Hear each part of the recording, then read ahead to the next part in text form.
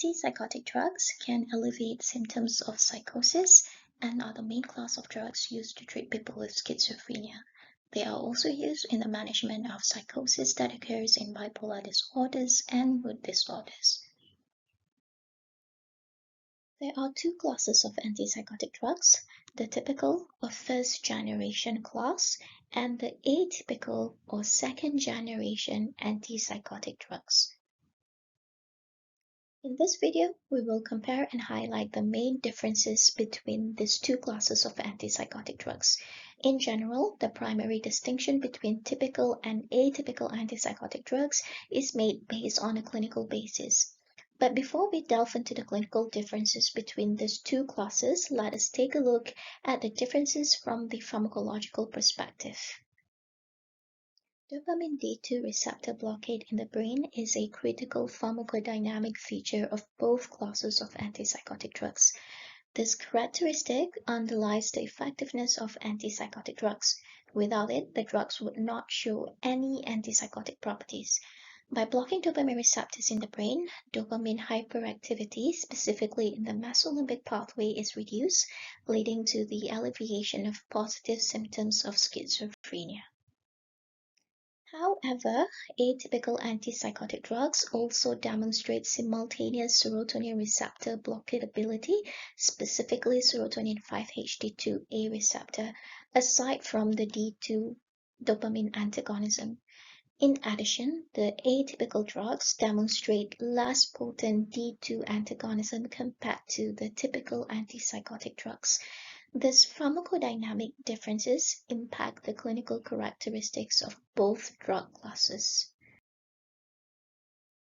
Chlorpromazine was the first typical antipsychotic medication introduced to the market in the 1950s. This drug served as the prototype for many other typical antipsychotic drugs such as haloperidol, droperidol, and fluphenazine. The typical antipsychotic drugs are effective in improving the positive symptoms but has limited efficacy against negative symptoms and cognitive deficits associated with schizophrenia.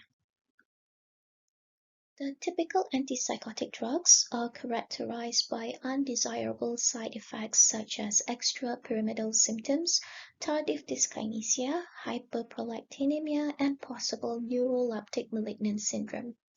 These symptoms are specific to the group as a whole and are mainly attributed to dopamine receptor antagonism in other dopamine pathways aside from the mesolimbic pathway.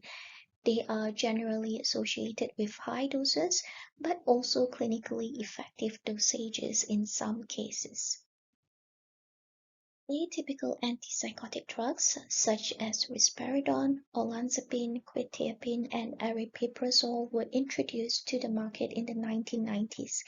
Clinically, atypical antipsychotic drugs can be differentiated from typical antipsychotics by their low or negligible levels of unwanted side effects commonly associated with the first-generation drugs, as well as their supposed increased safety profile and effectiveness. The atypical antipsychotic drugs have a lower incidence of extrapyramidal symptoms, tardive dyskinesia, and hyperprolactinemia.